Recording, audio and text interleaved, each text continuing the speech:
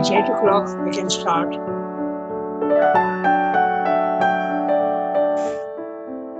So, who will read today? Yasmin, you have the text? Yes, please. I can read. But since it is from the ignorance that we proceed to the knowledge, we have had first to discuss the secret nature and full extent of the ignorance. If we look at this ignorance in which ordinarily we live by the very circumstance of our separate existence in a material, in a spatial and temporal universe, we see that on its obscurer side, it reduces itself from whatever direction we look at or approach it into the fact of a many-sided self-ignorance. We are ignorant of the absolute, which is the source of all being and becoming. We take partial facts of being, temporal relations of the becoming for the whole truth of existence. That is the first, the original ignorance. We are ignorant of the spaceless, timeless, immobile, and immutable self. We take the constant mobility and mutation of the cosmic becoming in time and space for the whole truth of existence. That is the second, the cosmic ignorance. We are ignorant of our universal self, the cosmic existence, the cosmic consciousness, our infinite unity with all being and becoming. We take our limited egoistic mentality, vitality, corporality for our true self and regard everything other than that as not self. That is the third, egoistic ignorance. We are ignorant of our external becoming in time. We take the little life in a small span of time, in a petty field of space, for our beginning, our middle, and our end. That is the fourth, the temporal ignorance. Even within this brief temporal becoming, we are ignorant of our large and complex being, of that in us which is superconscient, subconscient, intraconscient, circumconscient to our surface becoming. We take the surface becoming with its small selection of overly mentalized experiences for our whole existence. That is the fifth, the psychological ignorance. We are ignorant of the true constitution of our becoming. We take the mind or life or body or any two of these or all three for our true principle or the whole account of what we are, losing sight of that which constitutes them and determines by its occult presence and is meant to determine sovereignly by its emergence their operations. That is the sixth, the constitutional ignorance. As a result of all these ignorances, we miss the true knowledge, government, and enjoyment of our life in the world. We are ignorant in our thought, will, sensations, actions, return wrong or imperfect responses at every point to the questionings of the world, wander in a maze of errors and desires, strivings and failures, pain and pleasure, sin and stumbling, follow a crooked road, grope blindly for a changing goal. But that is the seventh, the practical ignorance. So, Surendra listed the 7 ignorances, and we will look at them very carefully because sometimes it can be in the beginning I had difficulty in understanding all the 7.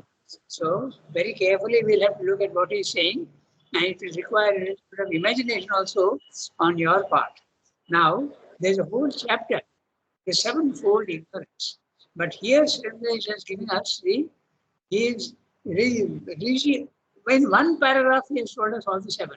There is actually a whole chapter elsewhere where he expands the whole idea. As I told you, this is the style.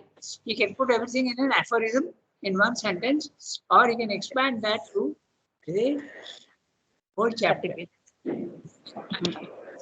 Yeah, that's his style. So I'll do one thing. The 7 ignorances, I'll read the 7 ignorances in very short, and then we'll look at the para, and then we'll see what the ignorances are. The 7 ignorances, I'm reading the summary, so don't look for the text. Okay? Just listen. The original ignorance. And what is that? We do not know that the absolute is our origin and source of all that exists. Not only our source from where we come, but everything, the whole physical world is coming out of not only physical world, even the subtle worlds. All the 7 planes of consciousness are coming out of the absolute. That which is the absolute. Absolute means one, impossible to describe and beyond our mental understanding of things. That's the absolute. Our origin and source of all. Second, the cosmic ignorance. We don't know the cosmos. We are unaware of the self beyond time and space and immutable, infinite. We are aware only of the mutable. We are aware only of the physical world and what we are. Our body is changing, our mind is changing, our vital is changing. We don't think our body is changing, but over time, slowly it is changing. Every second, actually it is changing, but we don't see the change. We see it only after 5 years or 6 years. Okay? So it changes. Even the body is changing. Mind and vital is changing, either developing or going back. Okay, that is there. So we are unaware of that. We are not aware of the self, which is never changing. That's what it means. The self is the Brahmic consciousness, just above in the lowest part of the spiritual planes of consciousness. Then we come to the third one, the egoistic ignorance. We take our body, life and mind to be our whole being. We are not aware of the cosmic consciousness. We are limited to the ego. So that's an egoistic consciousness. Then the fourth, the temporal ignorance. Temporal ignorance, we are not aware of our past lives. We are unaware of our eternal existence. Our soul has always existed and will also exist in the future. But we think only this life is what I am. That's not true at all. So that's the temporal ignorance in time. Then the fifth one is the psychological ignorance. The psychological ignorance, we are unaware of the subconscious, the intraconscious, the circumconscious, and this superconscious. We are not aware that we are really the whole. We keep repeating that the human being, the microcosm, is really the microcosm. It is the universe condensed, which is a human being. He has everything in him, which is there in the outside in the universe. There is the highest God is there in him, and there is the lowest, the inconscient also is there in him. So he is really a summarization. He summarizes the whole existence. So we are not conscious of this at all. That's not psychological ignorance, which is the fifth. Okay. Then the sixth ignorance. The sixth is the constitutional ignorance. And what is that? We are not aware of what constitutes our body, our life, and our mind. Why? What do we mean by that? It is universal matter which creates our body by its operations. But we don't think of it like that. We think of it only in our body. But our body is caused by matter, which is universal.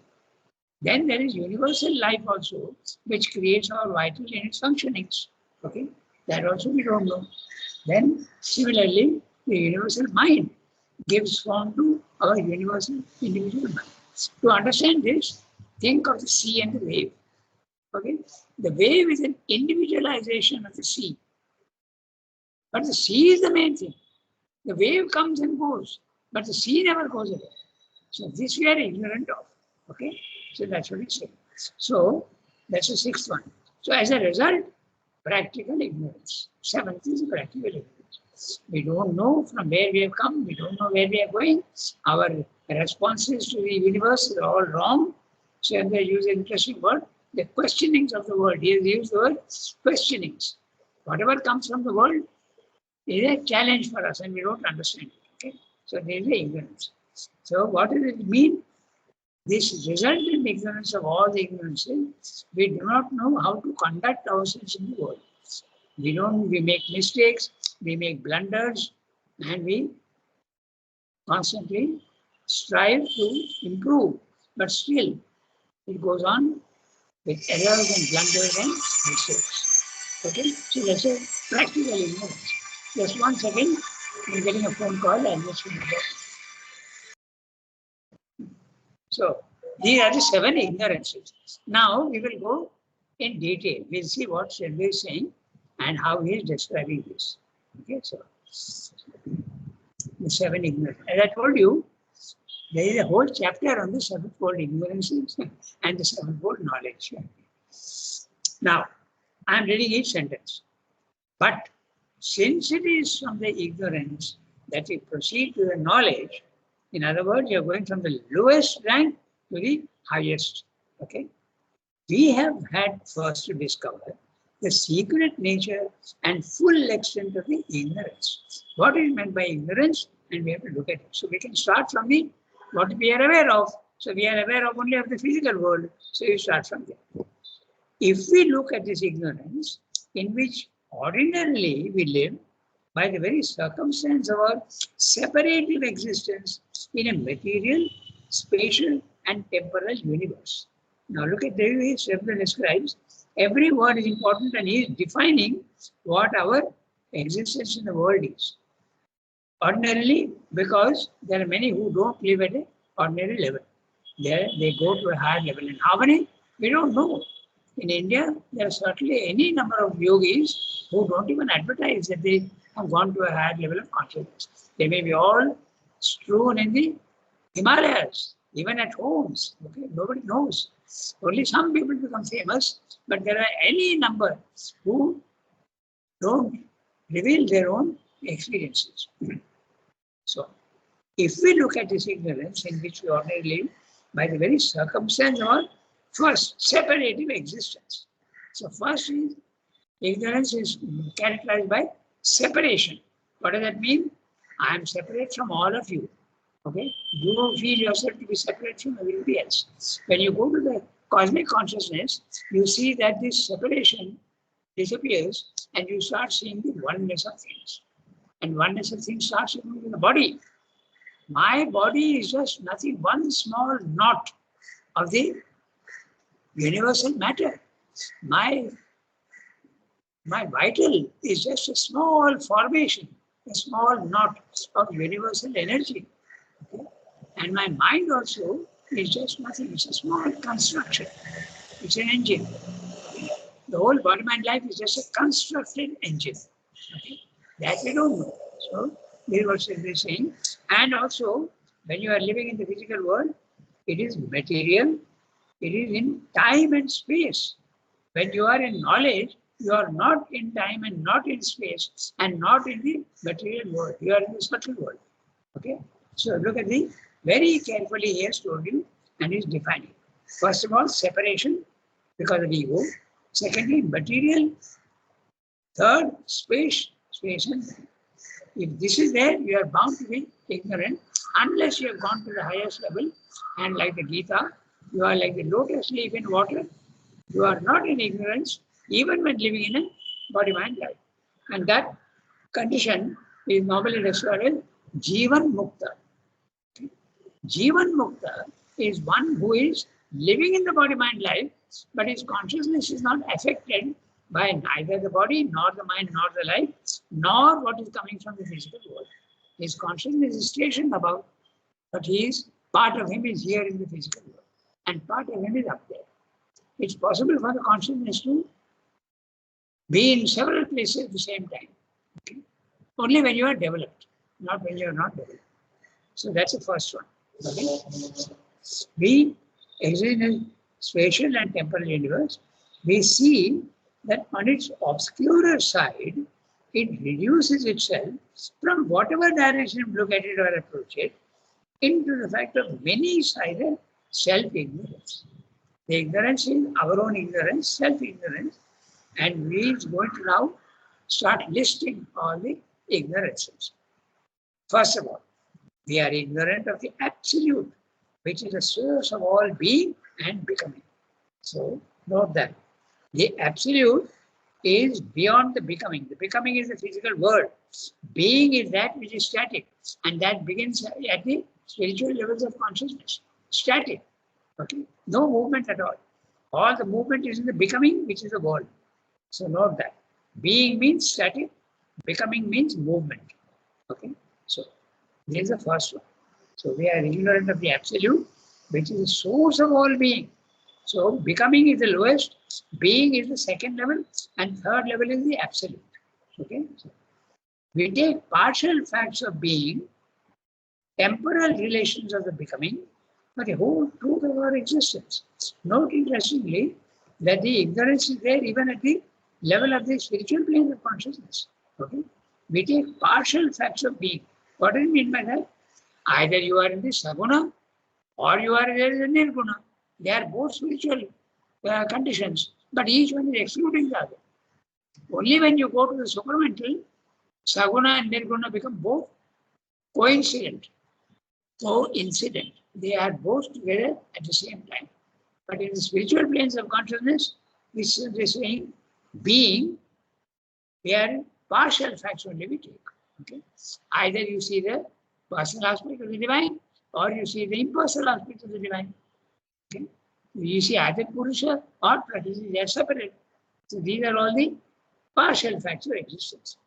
Temporal, and in the becoming, temporal relations of the becoming. Becoming is in the physical world.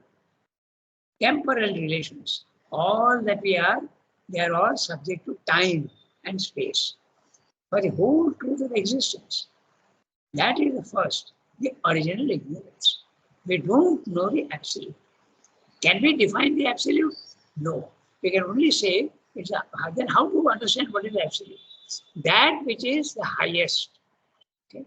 So something we can understand. That which is the highest, beyond even spiritual planes of consciousness, and you cannot describe it in any way. It is, you can say certain things like it is infinite, it is eternal, it is stable and lasts forever, it is featureless. So featureless that you can't describe it. Ineffable. So that is the absolute. We are ignorant of that. Then we come to, we are ignorant of the second ignorance. We are ignorant of the spaceless, timeless, immobile, and immutable self. There is the main experience that Srila is described in the Life Divine. The self is that which your consciousness or soul comes out of your body-mind life, which is the prison, and from there you start looking only. You are the witness of your body-mind life. You are in a consciousness which is absolutely calm, stable, and as we discussed yesterday, it's like the camera. Without any emotion, without any judgment, it is just recording all that's happening in the physical world. Okay? There is no judgment and no reaction also. This is good, this is bad, all this sort of thing is absolutely not there at the level of the self, which is the Brahman consciousness. You can also call it the Atman. Normally you use the word Brahmic consciousness, which is self. Okay? So this we don't know what the self is. Even when you realize the self for a short time, which is possible, it may be several hours, it may be for even 6 months, and it may be, if it's your Brahmic consciousness forever, then you are not in ignorance. Okay? Relatively speaking, because the ignorance goes on right up to the overmind level. Only when you are in the supermind, there is no ignorance at all. But otherwise, even at that high level, ignorance. And how do you define ignorance? Seeing division. When you see division, there is ignorance. And that's why even in the overmind consciousness, Purusha and Prakriti are separate. Saguna and Nirguna are separate. You experience them together, but they are separate. Okay? I can see both, but they are separate. At the lower levels of the spiritual plane of consciousness, you don't see both together. You see them as separate. Okay? Either this or that. But as you rise in the spiritual planes of consciousness, you can see both of them, but they are separate. Okay? So that's the second ignorance. And what is that? So they're saying, we are ignorant of the spaceless, timeless, immobile. We take the constant mobility and mutation of the cosmic becoming in time and space for the whole truth of existence. That means to say that we are not conscious of the self. That's a cosmic ignorance. That's a cosmic ignorance. We don't know what the cosmos is. Actually, it's a self, but he's saying cosmic ignorance. He's calling it cosmic ignorance. Why? Because when you are in the self, you can have the cosmic consciousness. So he is calling it the cosmic consciousness. These are all nomenclatures. Okay? Because you will see that you can call it whatever you want. I could have been called some other name when my parents gave me the name. So it's a question of nomenclature. We are ignorant of our universal self, the cosmic existence, the cosmic consciousness, our infinite unity with all being and becoming. We take our limited egoistic mentality, vitality, corporeality for our true self and regard everything other than that as not self. Everything else is not me, this is me. That is the third, the egoistic consciousness. This is very easy to understand. So long as you are thinking that you are separate from others, that's an egoistic consciousness. Okay? But when you are in the self, the ego largely disappears. Okay? So that's a cosmic ignorance, but this is the egoistic ignorance when you are in the physical world. Then we come to the next one. We are ignorant of our eternal becoming in time. Okay? We are conscious only of this one life.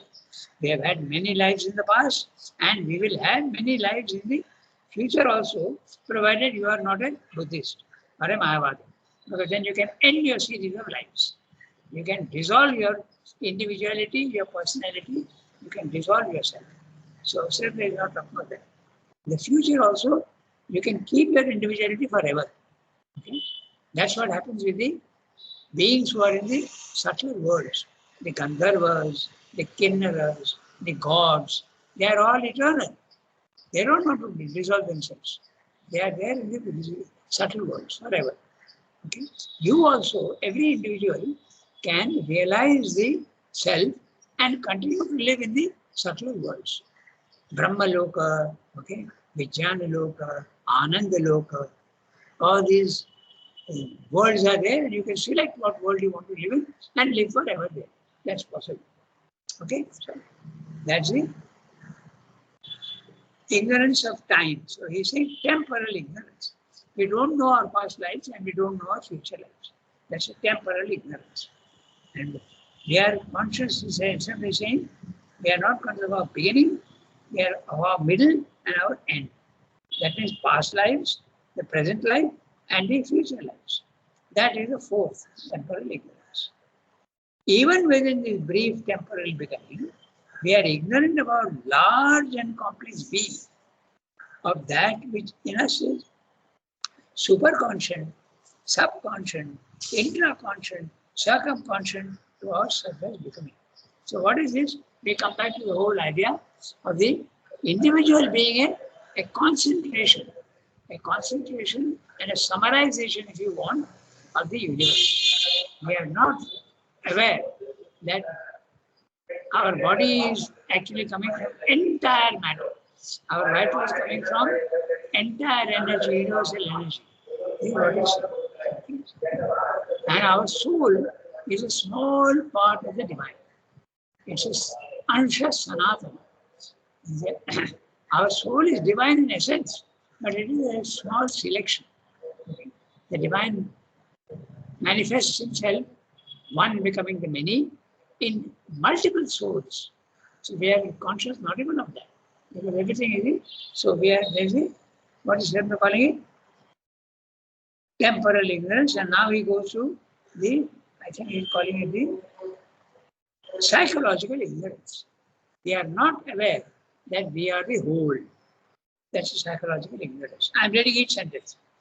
Even within this brief temporal becoming, we are ignorant of our large and complex being, of that in us which is superconscient, above our mind, subconscious, below even our body, intraconscient, horizontally into yourself, circumconscient, all which is around us. We are completely unaware of that, to our surface becoming.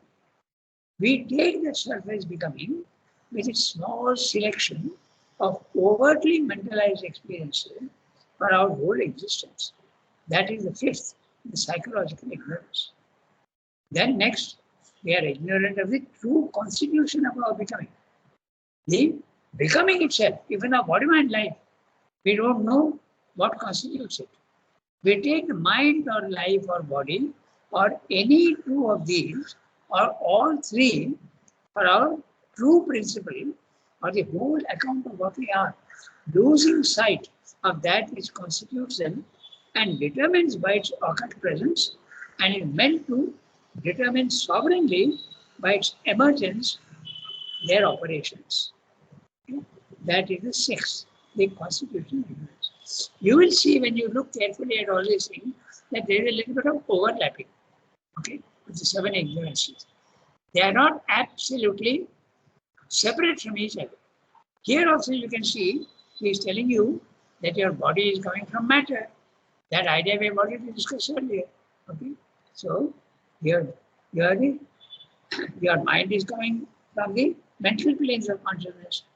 Your soul is coming from the highest divine. The oversoul, as sometimes uses the word oversoul. Okay, and you are not aware of all these things. Okay? So as a result of all these ignorances, we miss the true knowledge, government, and enjoyment of our lives. So the constitutional ignorance, we don't know that our body is coming from matter. We don't know that our vital is coming from the universal energy and our mind from the universal mind. We don't know. That's why we're calling it the constitutional ignorance. As a result of all these ignorances, we miss the true knowledge, government, and enjoyment of our life. Neither our knowledge is complete in the physical world, neither can we control ourselves. Government means you can't govern yourself. You don't know how to conduct yourself, nor can you enjoy fully. We only enjoy certain things and we find some things disgusting. That should not be. We should be able to enjoy everything. That we can't do. So that's it. We are ignorant in our thought, will, sensations, actions, and we return wrong and imperfect responses at every point to the questionings of the world. What are the questionings of the world? The bahya sparsha, the impacts which come to you from outside. They may be thoughts of others, they may be words of others, they may be actions of others, they may be emotions of others. So these are the questionings of the world. Bahya sparsha. That's the word used in the Gita. Everything that is coming from outside. We return wrong and imperfect responses. Our response to that which is coming from outside is never perfect. And this idea that things are coming to us from outside and we are reacting to them is also there, if you remember, in Indian psychology. The things that are coming from outside, our senses are perceiving them. And our reaction is based on our hands, legs, the mouth, and the two organs at the lower end of the body. So these are the inferent and efferent. Karmendriya, Jnanendriya. Okay? So we give the wrong response. To all the Jnanendriyas coming into our body, we give the wrong response. Our Karmendriyas are doing everything wrong.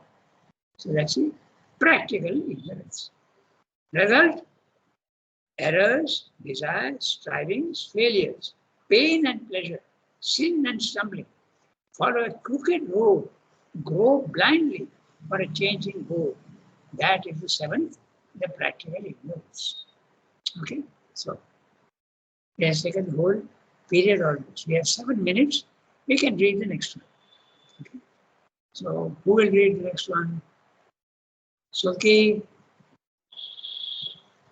are you there? Yes, I will read. Okay, go ahead, read the next Mhm. one. Our conception of the ignorance. Our perception of the ignorance will necessarily determine our conception of the knowledge and determine, therefore, since our life is the ignorance, at once denying and seeking after the knowledge, the goal of human effort and the aim of the cosmic endeavor.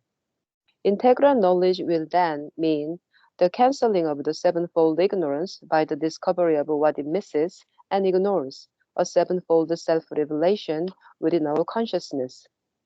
It will mean the knowledge of the Absolute as the origin of all things, the knowledge of the self, the spirit, the being, and of the cosmos as the self's becoming, the becoming of the being, a manifestation of the spirit, the knowledge of the world as one with us in the consciousness of our true self, thus cancelling our division from it by the separative idea and life of ego.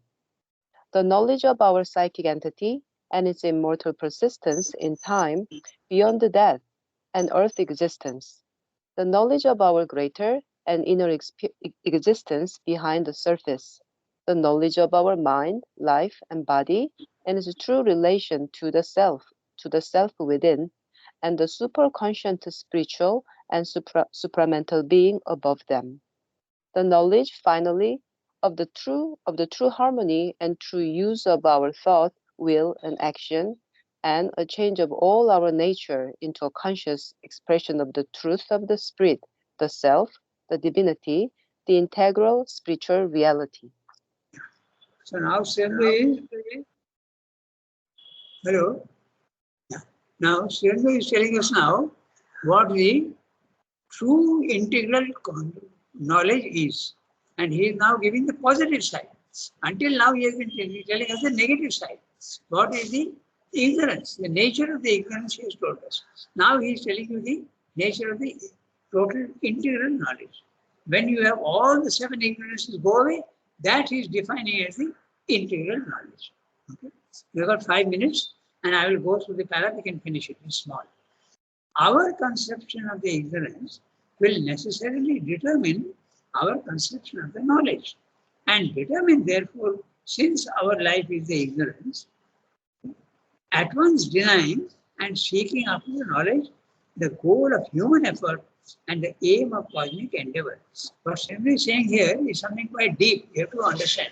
What he is saying is that it depends on each individual how he is seeing the ignorance and what he means by the knowledge. Because a yogi who has gone to the self may think that he is in knowledge, because knowledge starts at that level. But Sridhar is saying it is knowledge, but it's not integral knowledge. And even Sridhar is saying integral knowledge also can be different, because you can go even beyond the supermind. Okay? So that's what he's saying. It is related to what we are seeing and what we do.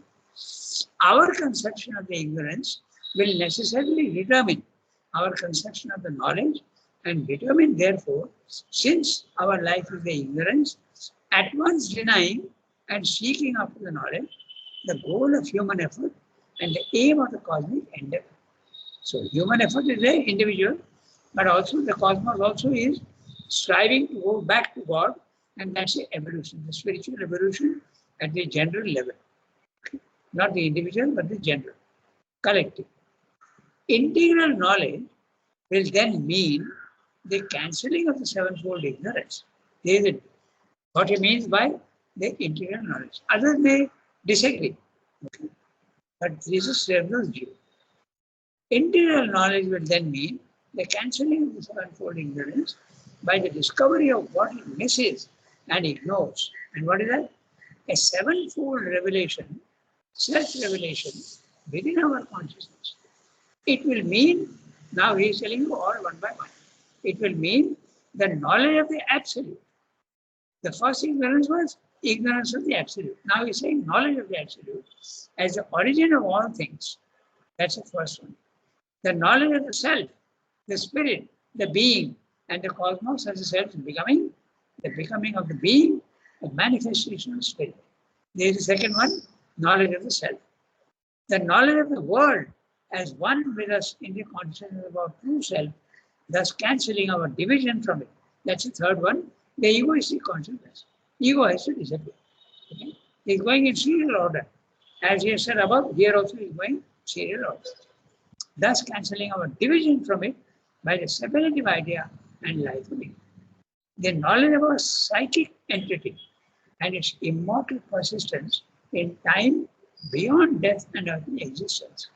This is the psychological. Okay? No, sorry, temporal. Beyond time and death, temporal. Then, next one.